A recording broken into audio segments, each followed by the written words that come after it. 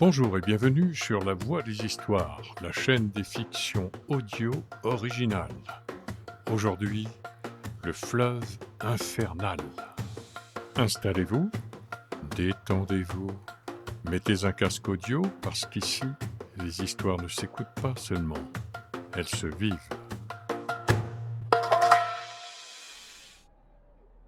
Louis, viens!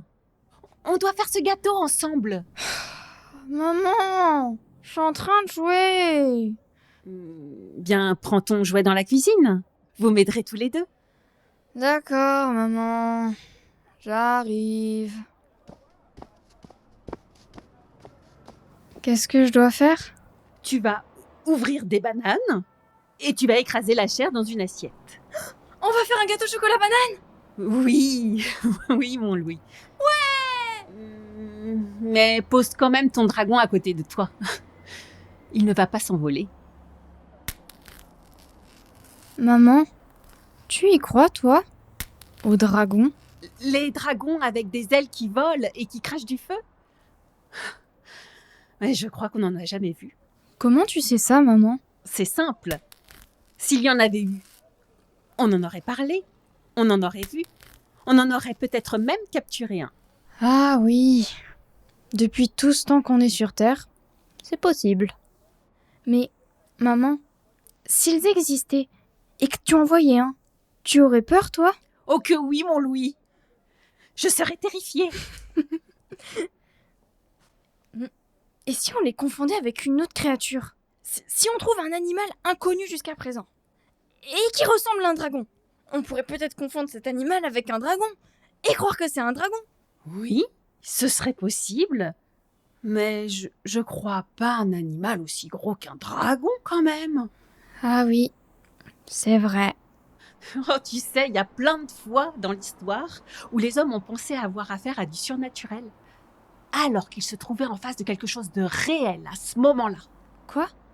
Tu veux dire que des gens ont vu un truc si incroyable qu'ils ont cru à un truc magique? Plein de fois. Tiens, tu te souviens quand on est allé en Turquie visiter Istanbul cet été? Eh bien, avant, on appelait cette ville Constantinople. Je te propose de voyager tout en restant sur place. Ça te convient? Chouette! On va revenir en 1545.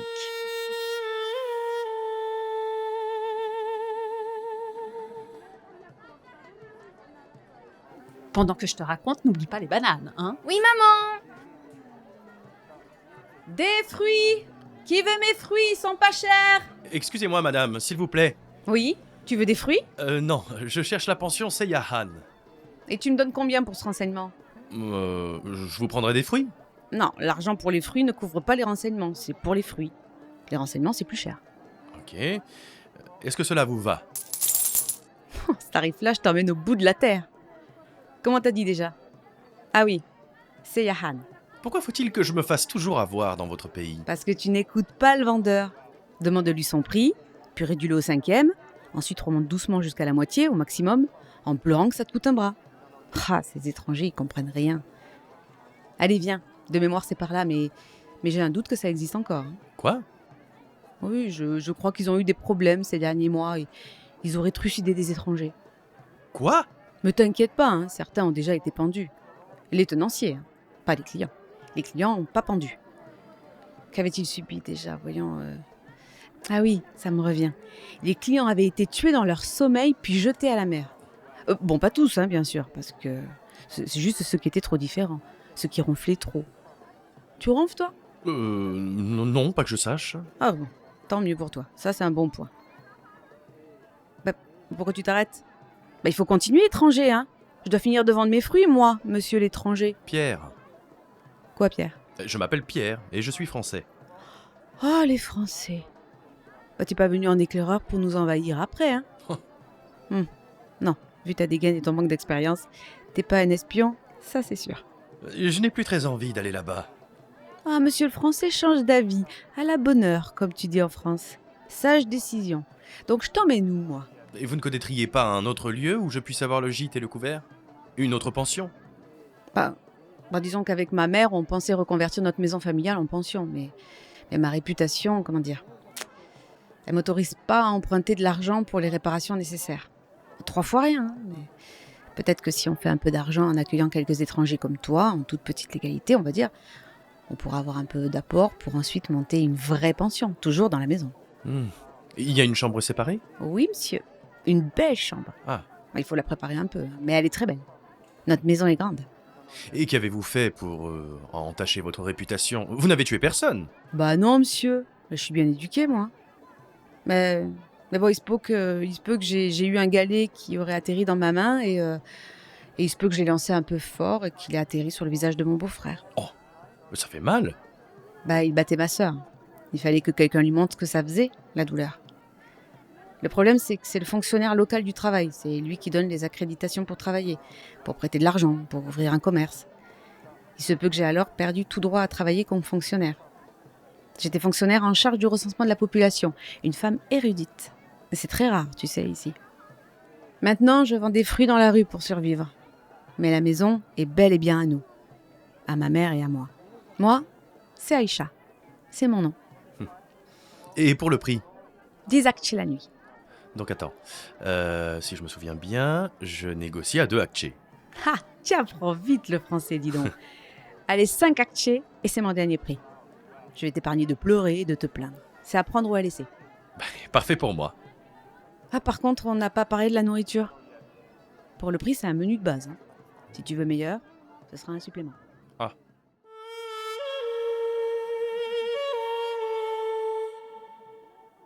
Bien installé, monsieur le français? Pierre, appelez-moi Pierre.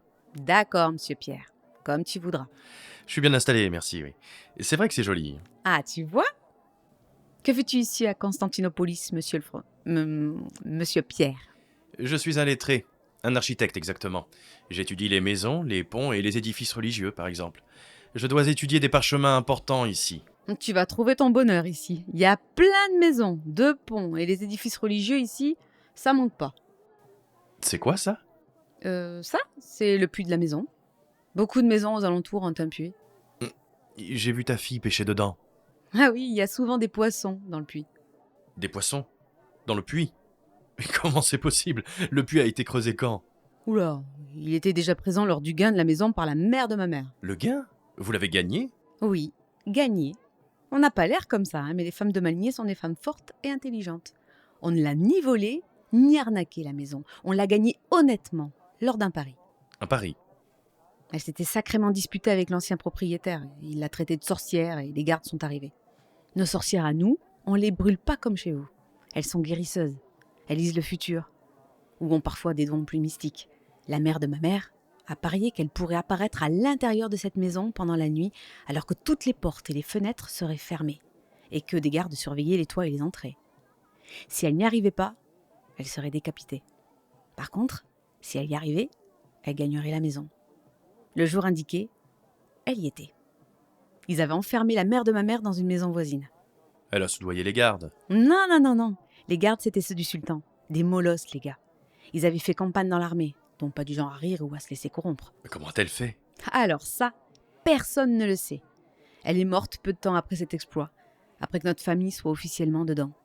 Le sultan Sélim Ier lui-même avait eu vent de cette tentative de miracle. Il avait signé lui-même le contrat du pari. Personne ne pouvait aller contre. Depuis, ma famille possède cette maison. C'est la seule chose que nous possédions réellement. Et votre grand-mère a été... Assassinée, oui. Commanditée par les précédents propriétaires. Mais le sultan, il a vite compris.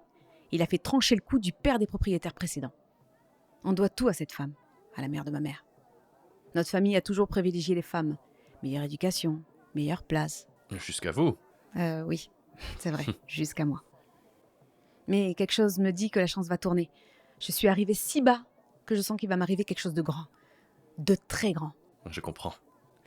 Votre puits m'intrigue. Faisons une expérience, vous me permettez? Oui, mais tu vas rien casser, hein? Faites-moi confiance. En général, je ne fais confiance que dans les femmes. Mais pour vous, très cher client, je peux faire une exception. Mais vous cassez rien, hein, sinon ce sera rajouté à la facture. Hein.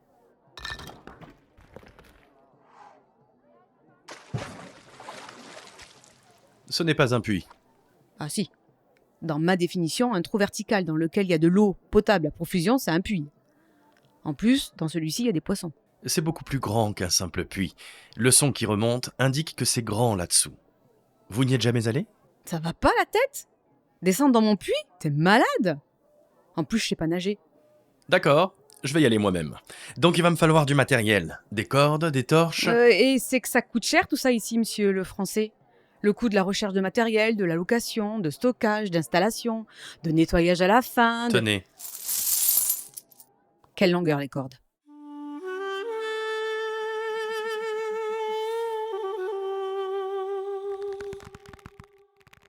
Pourquoi t'as pas voulu qu'on embauche des hommes costauds? Je sais que je suis une femme forte, mais tu pèses lourd, monsieur Pierre. parce que je ne veux pas qu'on me vole ma découverte.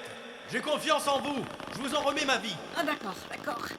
Mais si tu trouves des pierres précieuses là-dessous, t'oublies pas que c'est ma propriété, hein. Il n'y aura pas de pierre précieuse, je pense. Quoi? Ah, oh! Mais enfin, vous êtes folle. Vous souhaitez ma mort. Oh, pardon, désolé, monsieur Pierre.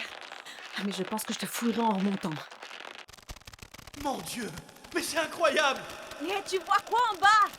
C'est que tu commences à être vraiment lourd. C'est vraiment incroyable. Vous pouvez me remonter.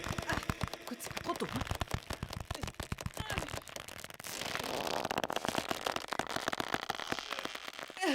Il va falloir un bateau. Un quoi?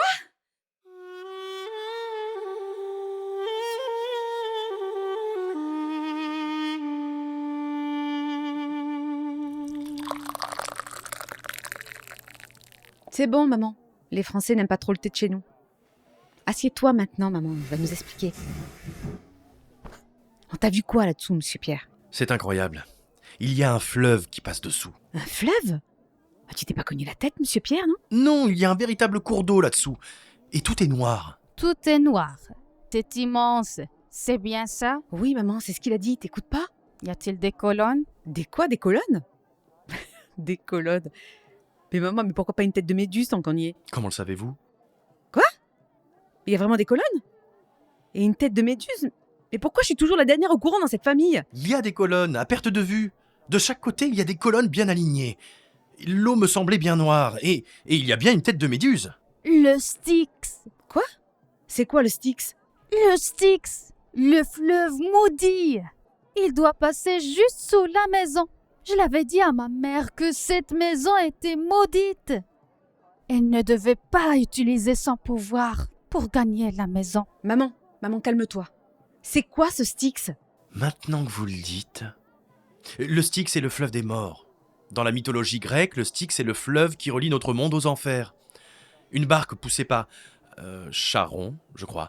Il aide les défunts à passer dans l'au-delà. Et ceux qui ne peuvent pas payer la taxe de passage restent bloqués là pendant 100 ans. C'est parce qu'il faut payer pour aller en enfer? C'est nouveau, ça. Et ça paie combien? Ça paie bien? Non, parce que je me dis qu'avoir un accès direct en enfer dans sa maison, quelque chose me dit que ça peut rapporter gros. Par exemple, pour y déposer une personne qu'on n'aime pas, ou en retirer une autre, hein. Tais-toi, mécréante. C'est toi qui iras en enfer pour avoir blasphémé. Mesdames, s'il vous plaît, calmez-vous. De ma vie et de tous les livres que j'ai pu lire, je n'ai jamais eu une si grosse preuve d'une croyance. Mais il faut des preuves maintenant pour une croyance? Bah, plus ou moins.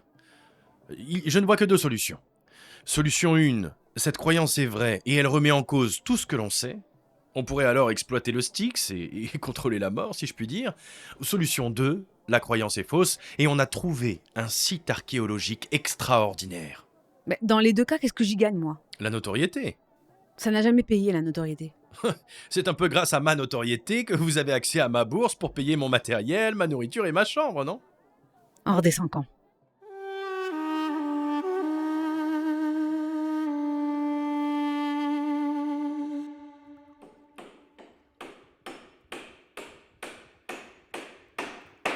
Je pense qu'on aurait dû faire appel à un charpentier. C'est trop cher! Là, c'est un étranger du Nord. Il vend des barques à monter soi-même pour les bateaux en cas de naufrage. D'ailleurs, je trouve ça un peu nul, moi, mais bon. Bah oui, lors d'un naufrage, on n'aura pas le temps de construire sa barque. Il bradait son dernier modèle, donc j'y ai pris. Ah, mais j'y pense, il pourrait faire des meubles à monter soi-même, plutôt. Bah tiens, peut-être que sa famille ferait fortune plus tard avec une idée pareille. Qui sait? Vous pourriez pas descendre et venir m'aider? Malin! Qui va te remonter après? À nous, avec un système de poulie. Hein? Système de quoi? Avec un système de poulie, j'ai vu ça en Italie. Un système de poulie où on tire avec les bras pour se monter soi-même. Ça coûte cher, une poulie?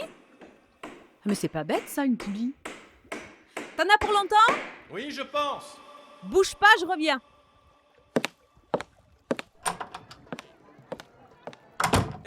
Ne partez pas! Ne me laissez pas seul ici! J'espère que c'est vraiment la deuxième solution pour cette croyance. J'aimerais pas me retrouver devant Charon, moi. Mille diables, j'ai laissé ma bourse là-haut. Il faudrait vraiment que je prenne des pièces. Juste au cas où.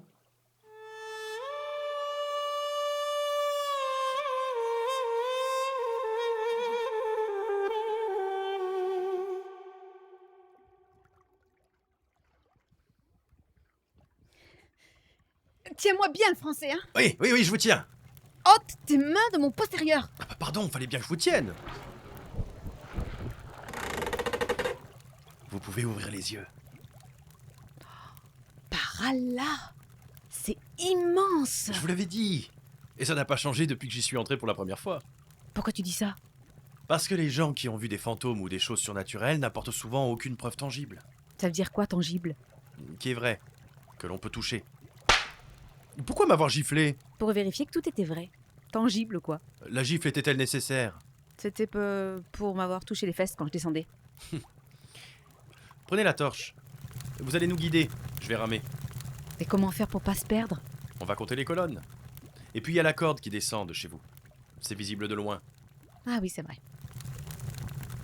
L'eau n'est pas noire. Pardon? Quand j'approche la torche, je m'aperçois que l'eau n'est pas noire. Elle est claire, comme un ruisseau. Donc ça peut pas être le Styx, non? Ma mère et toi avaient dit que les eaux du Styx étaient noires. Les écrits religieux ne sont pas toujours à prendre au pied de la lettre. Oui, mais là non. Ah, et puis tu vas arrêter de me contredire tout le temps? Chut! Taisez-vous! J'entends des voix. Comment ça, chut? Charon est en train d'arriver. Où ça? Taisez-vous! J'ai oublié l'argent pour le passeur. C'est resté là-haut. T'as pas un peu de monnaie sur toi? C'est juste au cas où Charon passerait par ici. Vous n'êtes pas morte, que je sache. Ah oui, c'est vrai. Mais comme tu disais, il est possible que les écrits religieux se trompent là-dessus aussi, non? Écoutez. Ta femme n'en saura rien. Viens m'embrasser. Ensuite, tu ne penseras qu'à moi. Pour toujours. Ouais. Mais- C'est Mais c'est Inès et Suleiman. très excitant. Mais qu'est-ce qu'ils font là? Vous les connaissez? Allez. Mais oui, Suleiman c'est mon voisin et Inès c'est la femme du garde principal du district. Ouais. Ils sont morts? Non. Ils sont pas morts. Ils sont en haut. Juste au-dessus de nous. Dans leur maison. Sûrement près du puits de leur maison. Oh là là, la nouvelle! Suleiman trompe sa femme avec Inès? Oh là là! Combien vais-je leur demander pour garder leur secret, moi? Arrêtez, c'est pas très chrétien ce que vous voulez faire. Bah ça tombe bien, je suis pas chrétienne. Depuis la mère de ma mère, on est toutes... Oh, la mère de ma mère, non. Oh, Le puits de la maison d'à côté. c'est comme ça qu'elle a gagné la maison. Elle est passée par le Styx. Elle connaissait le truc. Mais comment elle est remontée? Et j'ai vu des trous de dague dans une des 4 colonnes autour de votre puits. Elle a dû se hisser à la force des bras et des pieds. Sacrée femme! Ah, je te l'avais déjà dit. Hein. Toutes les femmes de ma famille ont un don. La mère de ma mère, elle disparaissait pour réapparaître dans une maison. Ma mère, elle a toujours su s'entourner de mécènes fortunés. Et moi, je suis douée pour le commerce. De vraies arnaqueuses de mère en fille. Et je te permets pas. Allons plus loin.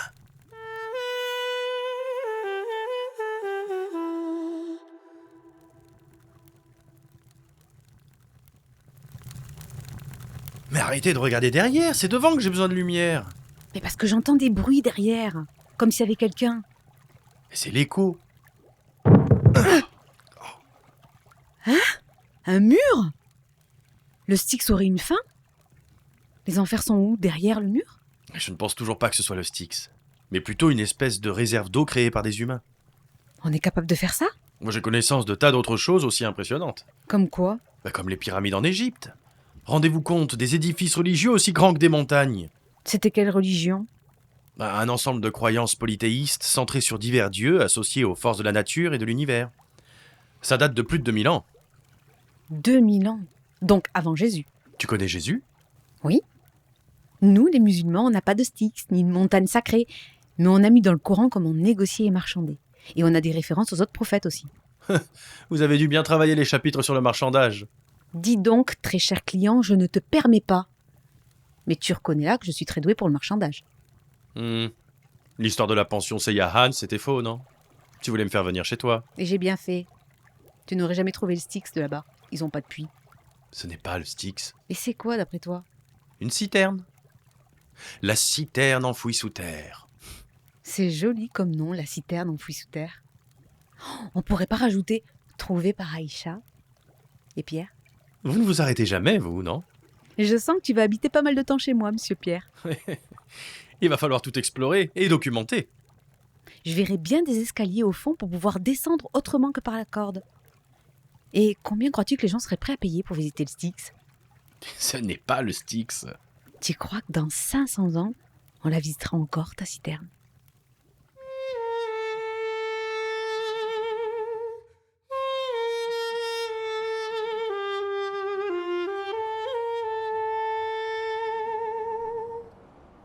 Ah oui, je me souviens de la citerne et des colonnes. Tu vois, je t'ai raconté une histoire que j'ai légèrement inventée sur comment la citerne a été découverte. Je me souviens. Elle avait été murée 1000 ans avant, non? Tu as raison, mon Louis. Je crois qu'elle avait été construite par, l'empereur Justinien Ier, vers 500 après Jésus-Christ. C'est vrai, maman. Elle servait de réserve d'eau en cas d'attaque ennemie. C'est aussi grand qu'un stade de foot. Les habitants, ils ont dû avoir une drôle de surprise quand ils ont découvert le lieu.